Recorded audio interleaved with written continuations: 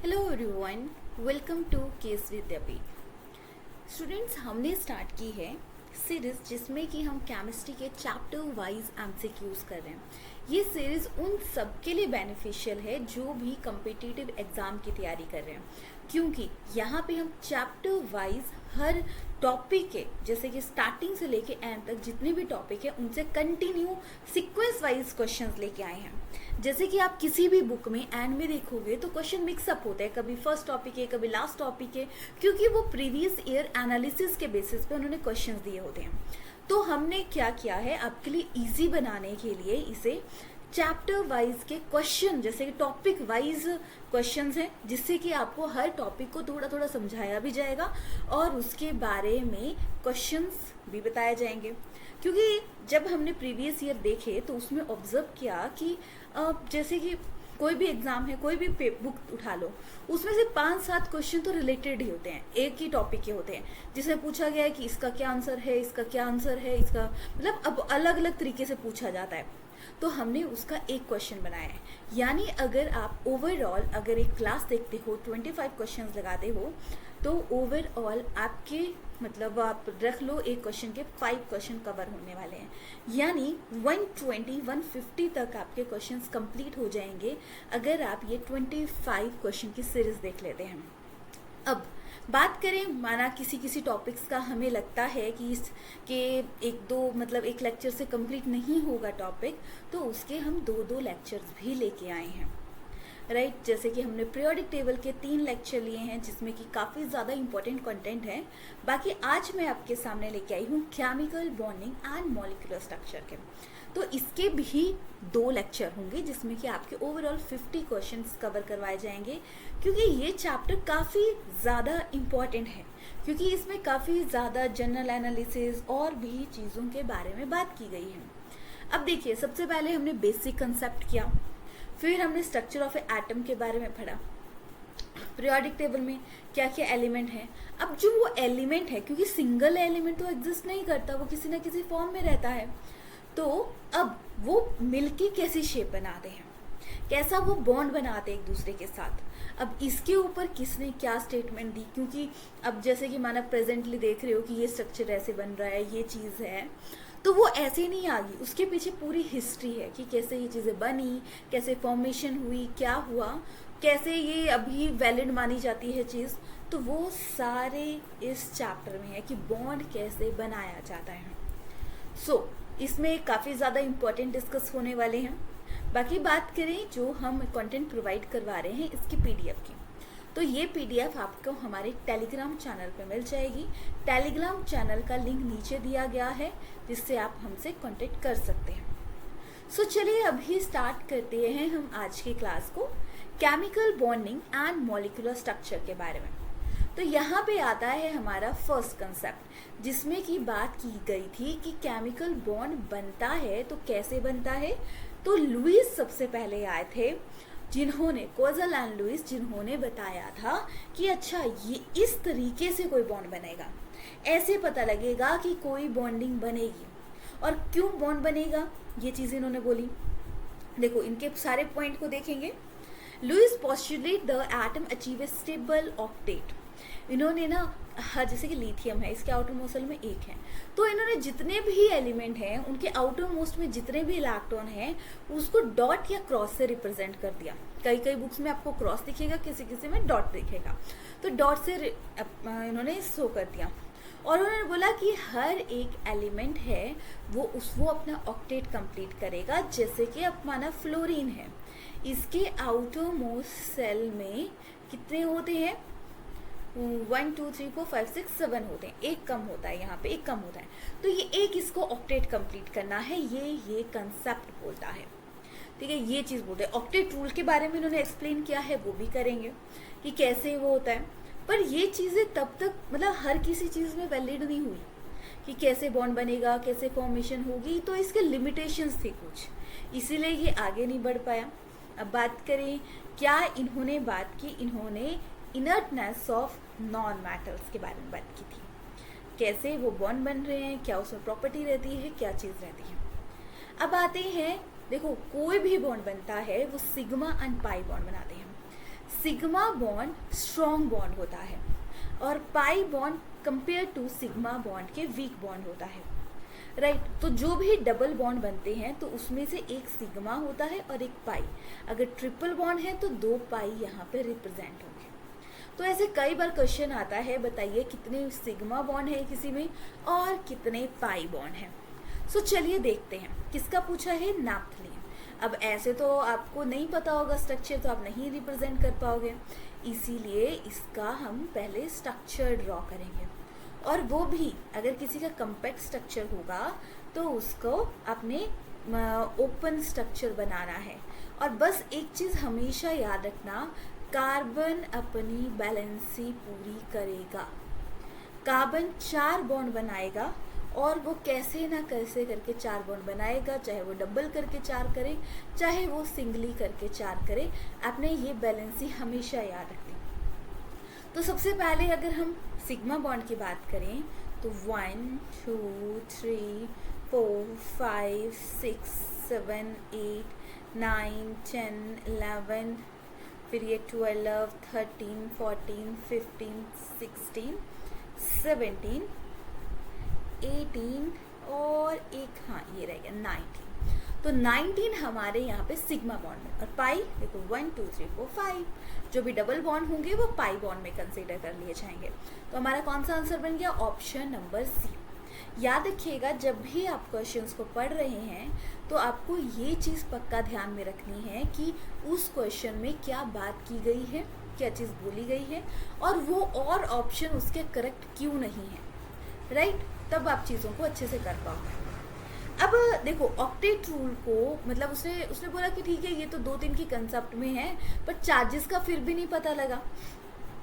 तो अब बात आती है कि चार्जेस का कैसे पता लगेगा। तो फॉर्मल चार्ज का कंसेप्ट आया फॉस्फोरस एंड ऑक्सीजन के बॉन्ड के बारे में।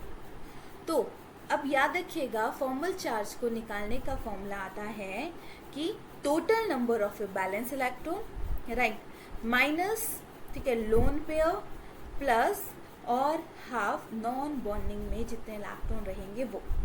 तो बैलेंस जो रहेगा 6 है ऑक्सीजन का, ठीक है, लोन पेयर में 6 पार्टिसिपेट कर रहे हैं अपॉन हाफ। तो ऐसे करके आप देखोगे तो यहाँ पे आ जाएगा 6 - 7 -1, इसका आंसर आ जाएगा, यानी ऑप्शन बी हमारा यहाँ पे करेक्ट हो जाएगा। सो चलिए अब नेक्स्ट कंसेप्ट के बारे में बात करते हैं। Bond formation as a result of electrostatic attraction, positive and negative ion. देखो क्या बन रहा है, पॉजिटिव एंड नेगेटिव के साथ बॉन्ड बन रहा है। तो किस टाइप का बॉन्ड बनेगा? तो याद रखिएगा, पॉजिटिव एंड नेगेटिव मतलब आयोनिक बॉन्ड, राइट, जिसमें की इलेक्ट्रोस्टैटिक फोर्स ऑफ अट्रैक्शन होती है। तो वो की क्या बनाते हैं? कोवलेंट बॉन्ड, ठीक है, इलेक्ट्रोवेलेंट बॉन्ड बोलते हैं। बाकी बात करें कोवलेंट बॉन्ड की तो ये म्यूचुअल शेयरिंग के साथ बनते हैं, इस पर कोई ज़्यादा चार्ज जनरेट नहीं होता। कोऑर्डिनेट बॉन्ड की बात करें, देखिए जब ऑक्टेट रूल आया था तो ऑक्टेट रूल में कुछ उन्होंने प्रॉपर चीज़ें नहीं बताई थी कि इसकी बैलेंसी ऐसी होगी, इसकी बैलेंसी ऐसी होगी। तो उस केस में उन्होंने किस तरीके से एक्सप्लेन किया था, अगर ठीक है उसने बोला था 8 इलेक्ट्रॉन बनाएंगे, बट कई 8 ही मतलब वो इलेक्ट्रॉन पार्टिसिपेट करे, पर किसी किसी में 10 पार्टिसिपेट कर रहे थे। तो उस केस में इन्होंने बोला कि बैक बॉन्डिंग होती है, कोऑर्डिनेट बॉन्ड बनाता है, जिसे हम डेटिव बॉन्ड के नाम से जानते हैं। तो इन तीनों बॉन्ड्स के बारे में इस चैप्टर में डिस्कस है। देखिए सबसे पहले हमारा लुईस का कंसेप्ट आया, लुईस और कोजल का, फिर ऑक्टेट रूल उन्होंने दिया, फिर उसके बाद बताया कि बॉन्ड भी अलग अलग टाइप के होते हैं, covalent bond, ionic bond and coordinate bond. ये कंसेप्ट हमारे पास आए।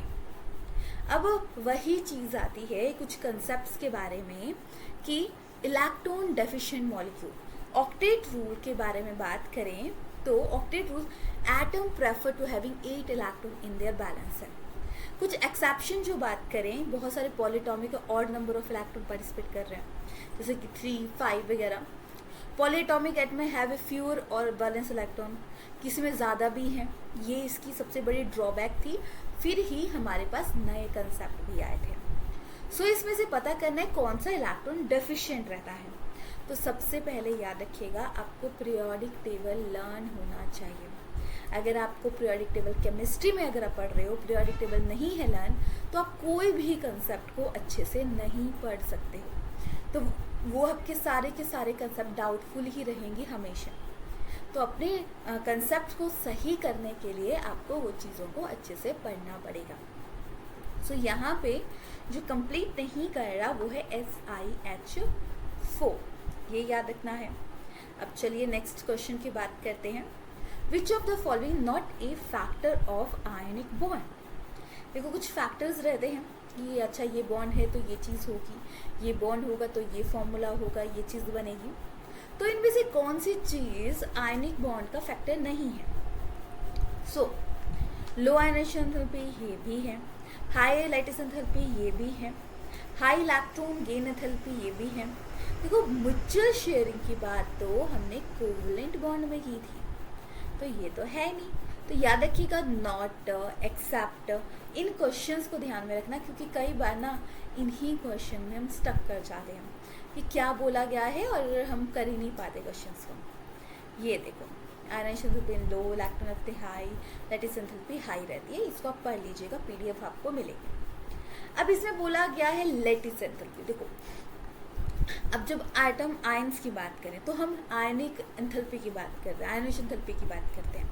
बट जब कोई 2 या 3 से ज़्यादा मॉलिक्यूल मतलब मिलके एटम मिलके बॉन्ड बना रहे हैं, तो वहाँ पे उनको तो वो 3 डायरेक्शनल में अरेंजमेंट होती है। जब किसी की भी 3 डायरेक्शनल में अरेंजमेंट होती है तो वो वर्ड आता है लैटिस। तो उसे तोड़ने के लिए किसकी हाई होगी? तो याद रखिएगा छोटे साइज़ को तोड़ना ईजी होता है, बड़े साइज़ को तोड़ना छोटे साइज़ को तोड़ना टफ होता है, बड़ा तो ईजी होता है। तो इनमें जब सबसे छोटा जो होगा उसकी हाई आयोनाइजेशन एंथैल्पी होगी, राइट। और आयोनाइजेशन एंथैल्पी इस साइड को इंक्रीज होती है, आयोनाइजेशन चाहे लैटिस दोनों बातें की है, और डाउन द ग्रुप डिक्रीज हो जाएगी। सो पहचानना पड़ेगा कौन सा आता है। देखो ये आगे अगर हम बात करें हाइड्रोजन, लिथियम, सोडियम, पोटाशियम, ठीक है। इस साइड आ जाएगा बेटा मांगेगा। तो इस साइड के कहीं ना कहीं ज़्यादा स्ट्रांगली होते हैं, तो कैल्शियम वाले होंगे। पर कैल्शियम में भी कौन से, जो कि है CaF2, क्योंकि F2 सबसे छोटा आता है, Cl2 नहीं आएगा क्योंकि डाउन द ग्रुप डिक्रीज होती है प्रॉपर्टी। तो ये दोनों चीज़ों को याद रखिएगा। नेक्स्ट लुईस के ऊपर ये concept. So Louis Uprich helped the writing the formula but it failed to explain chemical bond के बारे में, मतलब राइटिंग द फॉर्मूला बट किस चीज़ के बारे में बताया नहीं। फॉर्मेशन कैसे बनता है, बॉन्ड तो बता दिया पर बॉन्ड कैसे बनता है ये नहीं बताया। डिफरेंट एसोसिएशन कैसे बनती है, शेप कैसे बनती है, क्योंकि उसने बोला तो सही बट किसी का डेफिशिएंट था, किसका ज़्यादा था, किसी का कुछ था, तो ये प्रॉपर्टी एक्सप्लेन नहीं कर पाया। तो इसमें all of the above correct बन जाएगा। चलिए फिर नेक्स्ट कंसेप्ट की तरफ बढ़ते हैं। विच of the following has not a property of A covalent bond. देखो मैंने ये चीज़ें इसलिए ऐड ऑन की हैं, ये वाले क्वेश्चंस, ताकि आपकी सारी की सारी प्रॉपर्टीज कवर हो जाएगी, राइट। तो कोवलेंट बॉन्ड बनते हैं म्यूचुअल शेयरिंग के साथ, तो ये आता है मतलब नॉट प्रॉपर्टी। डायरेक्शनल नेचर के होते हैं, ये भी सही है। Low melting and boiling point होती है, ये भी सही होता है। देखो ये कंडक्ट नहीं करते इलेक्ट्रिसिटी, क्यों? क्योंकि ये डायरेक्शनल होती है, इनकी डायरेक्शन लेस जो होते हैं वो करते हैं, और डायरेक्शन लेस आयनिक बॉन्ड होते हैं, इसलिए ये चीज़ रहती है। रिएक्शन बिटवीन देयर मॉलिक्यूल, ये भी हमारा कोप नॉट प्रॉपर्टी नहीं है, नहीं पूछा है तो कंडक्ट आ जाएगा, और ये भी प्रॉपर्टी है, और इसी के through double bond triple bond बनते हैं। Next, which of the following has a coordinate bond. देखो कोऑर्डिनेट बॉन्ड आपको बताया था, जिससे कि हम डेटिव बॉन्ड के नाम से जानते हैं, ठीक है। Dative covalent bond, coordinate covalent bond ये तब बनते हैं जब बैक बॉन्डिंग करते हैं, बैलेंसिंग के केस में। तो ये किसके केस में क्या पूछा है, मतलब has following has a coordinate bond, तो O3 के केस में ये चीज़ बनती है। बाकी सारे बैलेंस तरीके से बनते हैं, क्योंकि O3 ऑक्सीजन के साथ ही बॉन्ड बन रहा है। अब देखो ऑक्सीजन ज़्यादा से इसके आउटर मोसल में 2 इलेक्ट्रॉन्स कम होते हैं फुली फिल के लिए, तो फिर भी ये ऑक्सीजन दोनों तरीकों से बना रहा है क्योंकि बैलेंसिंग की स्टेज के लिए, तो इसमें O3 का केस आ जाए। फिर next question, which of the following not a exception of a, कौन से एक्सेप्शन नहीं है जो कि प्रॉपर बन रहा है।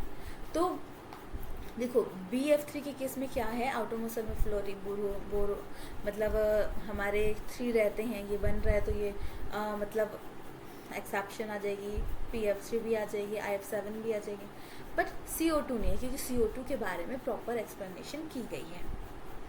नेक्स्ट देखो ये है octet rule, ion molecule with odd number of electron, ions of the molecule less than the octet, ions of the molecule with more than 8 valence electron। फिर आता है which of the following maximum covalent character। तो याद रखिएगा covalent character को explain करने के लिए पोलराइजेशन वाला कंसेप्ट आता है। पोलराइजेशन अगर स्ट्रॉन्ग है तो क्या होगा, पोलराइजेशन स्ट्रॉन्ग है तो कोवलेंट बॉन्ड बनेगा, और अगर पोलराइजेशन कम है तो आयनिक बॉन्ड बनेगा, ये कंसेप्ट आता है।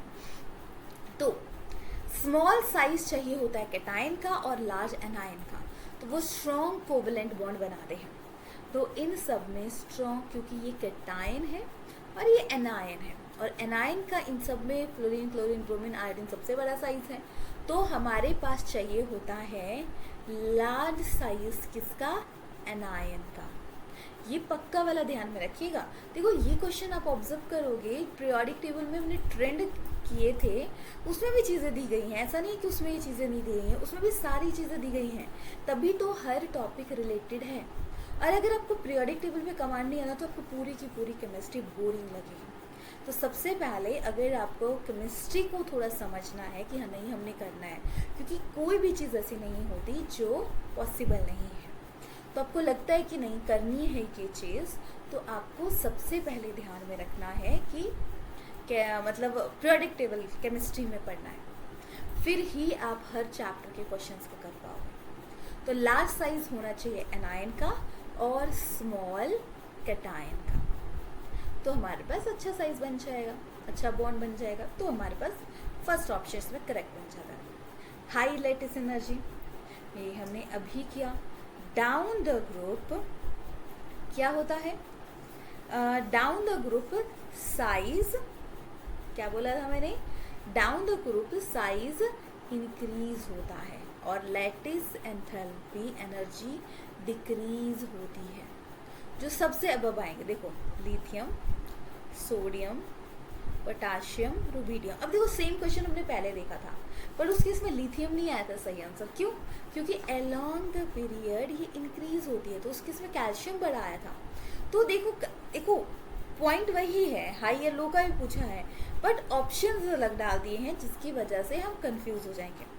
अब चाहे मैं इसके कितने भी क्वेश्चन करा लूँ, हर ग्रुप के हर पीरियड के अलग अलग करा दूँ, पर जब तक आपकी कमांड नहीं होगी कि टॉपिक क्या है, पीरियोडिक टेबल कहाँ को बढ़ रहा है, कहाँ को कम हो रहा है, तब आप चाहे कितने मैं 10 क्वेश्चन करा दूँ, आपको कंसेप्ट नहीं क्लियर होगा, तो इन चीज़ों को रटोगे कैसे, रटने की पड़ेगी, रटने में कितने क्वेश्चन रन करोगे, इसलिए कंसेप्ट को समझो।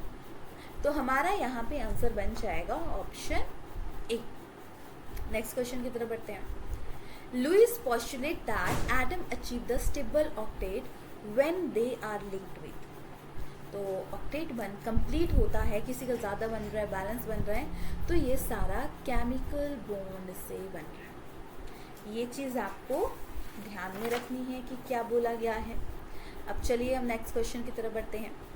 The boiling point of a substance increase with increasing, कैसे इंक्रीज करता है, तो बॉइलिंग पॉइंट इंटरमॉलिक्यूलर और इंट्रा, अगर हम बात करें इंटरमॉलिक्यूल और एक बोथ मतलब मॉलिक्यूलर मास, दोनों के बेसिस पे डिपेंड करता है। देखो एक होती है इंटरमॉलिक्यूलर इंट्रैक्शन, इंटर एक मॉलिक्यूल और दूसरे मॉलिक्यूल के बीच में, इंट्रा होती है खुद के साथ, तो मॉलिक्यूलर मास और इंटरमॉलिक्यूलर बॉन्डिंग पे डिपेंड करेगा, क्योंकि कंपाउंड्स वो बात कर रहे हैं ना कैसे कैसे इंक्रीज करेगा। तो अगर दूसरे के साथ बॉन्डिंग अच्छी है तो उसको बॉइल करना, उसको बर्न करना थोड़ा टफ होता है, इस केस में ये चीज़ रहती है। नेक्स्ट, इस कंसेप्ट को ध्यान से पढ़िएगा, क्योंकि यहाँ पे मैं आपको 4 कंसेप्ट एक्सप्लेन करने वाली हूँ और लास्ट में इसी से रिलेटेड एक क्वेश्चन होगा। मतलब जब आपके दोनों लेक्चर हो जाएंगे, दूसरे लेक्चर में देखना आप, तो फिर वहाँ पे मैं आपको वो क्वेश्चन दूंगी कि आपने आंसर करना है, एक्सप्लेन करना है कि क्या चीज़ बोली गई है। देखिए क्या क्वेश्चन है, amount of energy required to break 1 mole of a bond. एक बॉन्ड को ब्रेक करने के लिए कितनी एनर्जी लगती है, particular tie between 2 atom in gases atom, उसे हम क्या बोलते हैं। देखो बॉन्ड लेंथ होती है, लेंथ लंबाई, तो ये तो है ही नहीं। बॉन्ड ऑर्डर, कितना बॉन्ड बन रहा है, single bond 1 bond order, 2 bond बन रहे हैं तो 2 बॉन्ड ऑर्डर, 3 बने तो 3 बॉन्ड ऑर्डर। बॉन्ड एंगल, तो वो शेप कैसे बन रही है। तो एंथैल्पी वर्ड हम यूज़ करते हैं जब हम तोड़ने की बात करते हैं, तो वो कितना एनर्जी लगती है, वो है बॉन्ड एंथैल्पी। याद रखिएगा, अगर हम ये कंसेप्ट पे जाएं सो अब देखोगे ये 3 बॉन्ड से अटैच है, लेंथ कम है इसकी, लेंथ कम है तो स्ट्रेंथ ज़्यादा है। स्ट्रेंथ मतलब बॉन्ड एंथैल्पी हायर, तो एक ट्रेंड बना देते हैं, इस साइड को बॉन्ड एंथैल्पी इंक्रीज करती है। क्यों? क्योंकि बॉन्ड स्टेबल है। देखो अब माना आप किसी के साथ आप 1 बॉन्ड बना रहे हो, 2 बॉन्ड बना रहे हो, 3 बॉन्ड बना रहे हो, जितनी बॉन्डिंग होगी, जितनी ज़्यादा आप टाइम बिताओगे, जितना ज़्यादा शेयरिंग करोगे, उतना ज़्यादा स्टेबल बॉन्ड बनेगा, है ना, यही बात की गई है। तो अब ट्रिपल बॉन्ड में ज़्यादा बॉन्ड बन रहे हैं तो ये एक स्टेबल बॉन्ड बनेगा।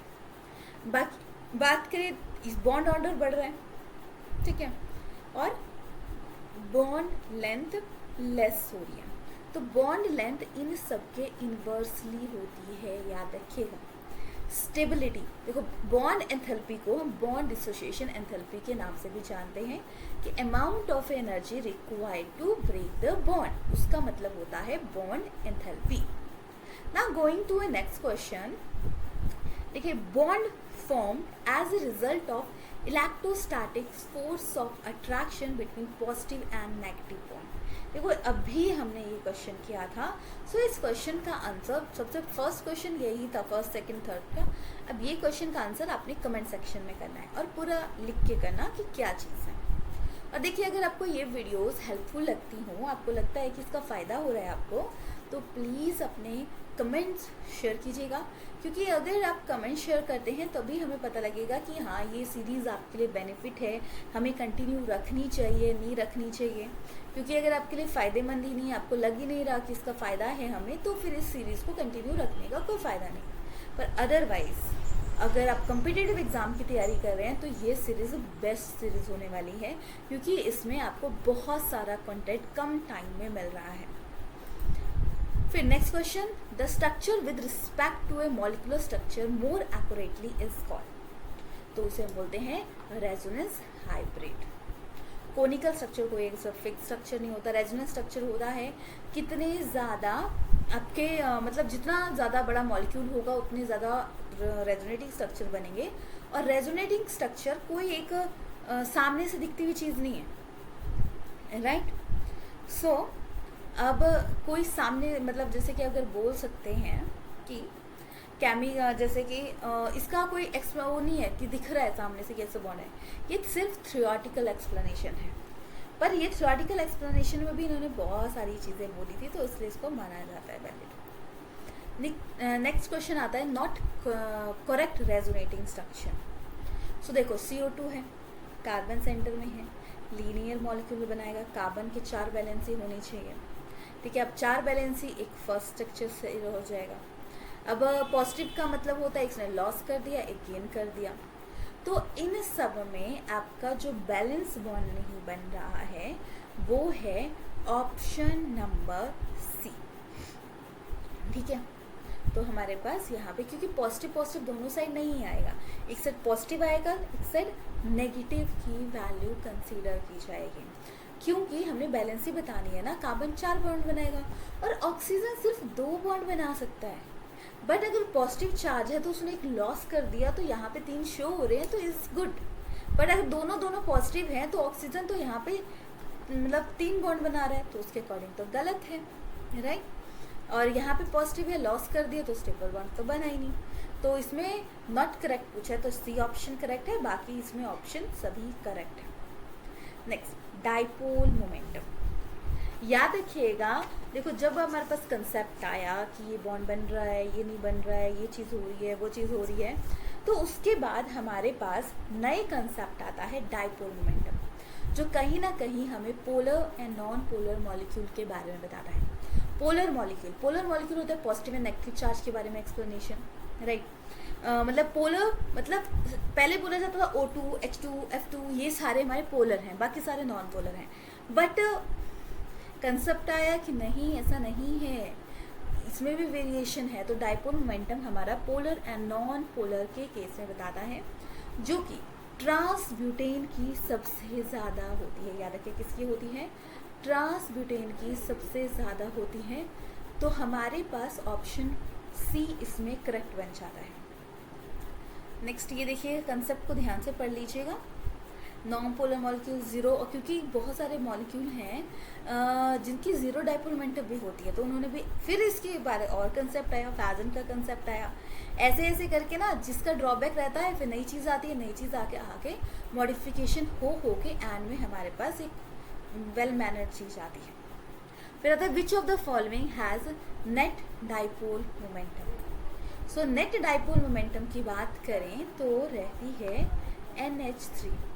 देखो डाइपोल, सभी की डाइपोल मोमेंटम लर्न करना टफ होता है, तो आप क्या करोगे, आप किसी मतलब आपको ना ये देखना है कि सेंटर वाला अगर ज़्यादा पावरफुल है यानी ज़्यादा इलेक्ट्रोनेगेटिव है, तो वो स्ट्रॉन्ग डाइपोल मोमेंटम शो करेगी, जो कि NH3 ज़्यादा शो करता है। जबकि कंपेयर टू, मतलब अगर हम देखें BF3 में फ्लोरीन ज़्यादा है, इसकी भी बैलेंसी डबल बॉन्ड रहता है। Next question is correct order of a dipole momentum. देखो डाइपोल मोमेंटम के बहुत सारे क्वेश्चन आते हैं जो कि काफ़ी ज़्यादा इंपॉर्टेंट रहते हैं। सो बस याद रखिएगा, along the period dipole momentum increase करती है, राइट, और down the group dipole momentum decrease करती है। तो जो जितना हमारा राइट साइड होगा उसकी उतनी डाइपोल मोमेंटम होगी, ये चीज़ आपको ध्यान में रखनी है, राइट। अब देखो यहाँ पे आप बोलोगे कि यहाँ पे तो कोई भी नहीं आता है। सो आपको एक और चीज़ याद रखनी है कि सेंटर वाले एटम अगर ज़्यादा पावरफुल है तो उसकी डाइपोल मोमेंटम ज़्यादा होगी, और सेंटर वाला अगर कम पावरफुल है तो उसकी डाइपोल मोमेंटम कम होगी। तो इस केस में ऑक्सीजन की सबसे ज़्यादा रहती है। NH3, अब बोलोगे NH3 और NF3 में क्या फ़र्क है? देखो N है, फ्लोरीन की कहीं ना कहीं ज़्यादा होती है। अब फ्लोरीन के जो टीम है उसके पास ज़्यादा पावर है, लीडर के पास कम है, तो वो वहाँ पे ठहरेंगे नहीं तो डाइपोल मोमेंटम रहेगी नहीं, तो सब बिखर जाएंगे तो डाइपोल मोमेंटम हो जाएगी कम।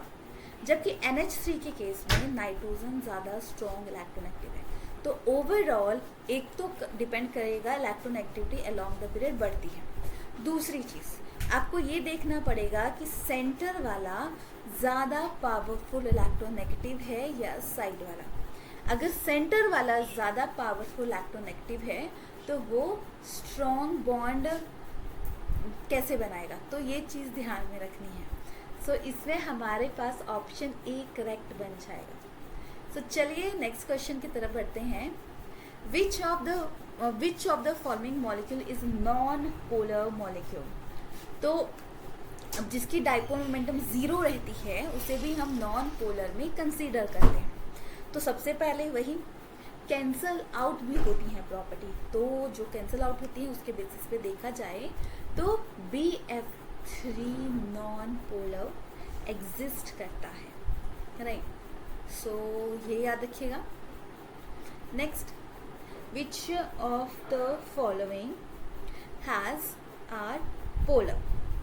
तो देखो कितने सारे पोलर, नॉन पोलर, तो याद रखिएगा डाइपोल मोमेंटम कहीं ना कहीं पोलर एंड नॉन पोलर के कंसेप्ट को एक्सप्लेन करता है, ये चीज़ आपको ध्यान में रखनी है। तो यहाँ पे पोलर आ जाता है Cl, जिनमें इलेक्ट्रोनेगेटिविटी में ज़्यादा डिफरेंस है वो पोलर ही एग्जिस्ट करेंगे। तो NF3, ये दोनों याद रखने हैं आपको। फिर नेक्स्ट के केस में पढ़ें, देखो BF3 के केस में इसलिए रहेगा क्योंकि वो स्टेबल बॉन्ड बनाता है। सो हमारा पास यहाँ पे करेक्ट आंसर बन जाएगा ए और C. Now going to a next question, which of the following statement not explain by the Fajans rule. तो फेजन रूल के बारे में आपको मैंने पहले भी एक चीज़ बताई थी। फेजन रूल बोलता है स्मॉल साइज कैटायन का और लार्ज साइज एनायन का, राइट। ये हमारा फेजन रूल बोलता है। तो इसमें करेक्ट बन जाता है हमारे पास, देखो स्मॉल साइज कैटायन का राइट, लार्ज और कितना चार्ज ज़्यादा होंगे तो भी प्रॉपर्टी ज़्यादा रहेगी, electronic configuration of A cation पे भी डिपेंड करेगी। तो ये चीज़ ध्यान में रखनी है। तो स्मॉल साइज को एक्सप्लेन नहीं करता, क्योंकि एनायन का होना चाहिए लार्ज साइज। ये चीज़ आपने ध्यान में रखनी है कि किसमें कौन सी बात बोली गई है, क्योंकि सभी बहुत ज़्यादा इम्पॉर्टेंट है, राइट। सो ये था आज की क्लास के बारे में। बाकी डाइपोल मोमेंटम के कंसेप्ट से ही हम नेक्स्ट क्लास को स्टार्ट करेंगे। फिर आप बताना कौन सा कैसे बॉन्ड बनता है, सेम एज इट इज़ यही चीज़ पूछी जाएगी, राइट। सो चलिए मिलते हैं फिर नेक्स्ट क्लास में। एंड क्लास एंड करने से पहले मैं आपको बताना चाहूँगी हमारे पास TET medical, non medical, TGT के लिए बैचेस चले हैं। बाकी किसी को पर्टिकुलर नोट्स चाहिए टैट टीजीटी के, या किसी को क्लासेस लेनी है, ट्यूशन क्लासेस लेनी है केमिस्ट्री की, बायोलॉजी की, तो भी आप हमसे कांटेक्ट कर सकते हैं। आपको डेफिनेटली फुल इंफॉर्मेशन मिलेगी। सो ये थी पूरी क्लास के बारे में। बाकी हम इस क्लास को कंटिन्यू नेक्स्ट लेक्चर में करेंगे, जिसमें कि आप पूरी वीडियोस को देख लेना। देखो अगर कभी कोई डाउट रहता है तो 1 से 2 बार इन लेक्चर्स को देख लो, आपके ओवरऑल सभी के सभी टॉपिक कवर हो जाएंगे। सो ये था आज की क्लास के बारे में। बाकी मिलते हैं नेक्स्ट क्लास में।